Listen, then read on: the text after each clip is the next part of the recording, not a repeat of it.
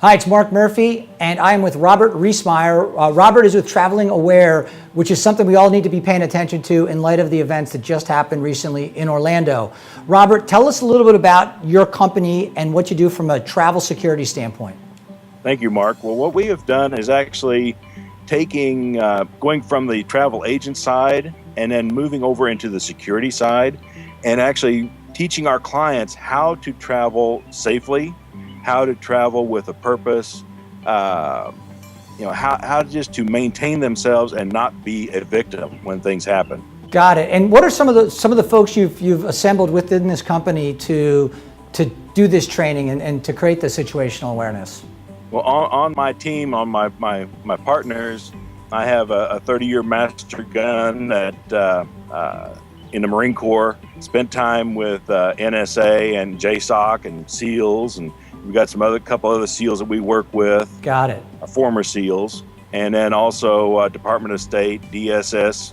I've got another. So you got some real bona fide. So we got some good, high-powered forces behind us. So with that team, like what are the protocols people should take when they're traveling? What are some of the tips that you would give people to if they find themselves in a terrible situation like Orlando? What could they have done to maybe protect themselves or get themselves out of that?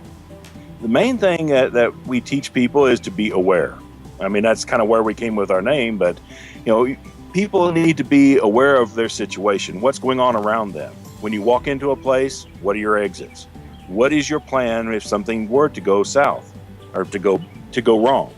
And that's kind of the whole thing, and it's just to be prepared for whatever scenario could happen. So Robert, it's a good analogy, like always looking to see where the fire exit is in your hotel room, so you know that if there is a fire, let's say in the hotel, you know how to get out. You're taking it a step further and saying, hey, if you walk into a restaurant or a bar, know if something happens, how you're gonna get out of there, and just in case. What exits lead to daylight? I mean, a good example, and we were talking about this morning, he said, everybody has a fire extinguisher or a smoke alarm. If you don't test that smoke alarm, or if you don't test that fire extinguisher, if you don't know how it works, if you don't know where it is when you have a problem, right? Okay. And a fire breaks out, what's going to happen?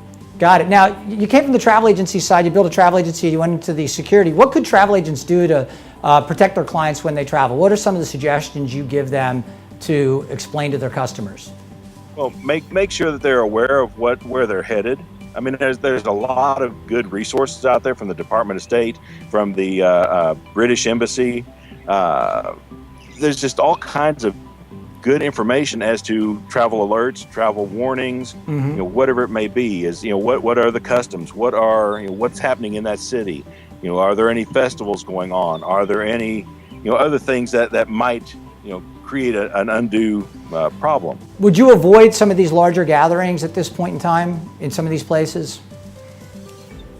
Some of them, yes. I mean, it would just depend. I mean, you're hearing in the news now about the World Soccer. Yep, exactly. Coming up in Germany. There are rumblings out there in that are going on. Yep, sure. Nothing's been vetted at this point, but if there's rumblings, then there's something that's based on that. Right, they're hearing some chatter. They're there's looking chatter into going on somewhere. Right. Now, what hotspots would you absolutely stay away from? I mean, not beyond the obvious ones. Don't go to Syria, folks. But beyond don't go to Syria, don't go to Lebanon. Yep. Places like that. Would you go to Istanbul today in light of what's just happened? That would be on a caution list at this point. Yeah. I mean, if I was going to go there, I would have a definite plan. Got it. I mean, I would want to know exactly what's going on. I may even have to have some executive protection. So you might have a security, a higher value person. Understand. The Olympics are coming up. Right. That's another one where even before the Olympics came in, any business that was sending people down there with any kind of a value, they always had bodyguards with them. So that has not changed. Right. Now, as far as just the government response, are we doing enough, not enough? What's your take on that today? We're doing what we can at this point. What I see the government doing, because they're following up on all the threats and all the leads and what's coming in. They're watching the chatter that's going on.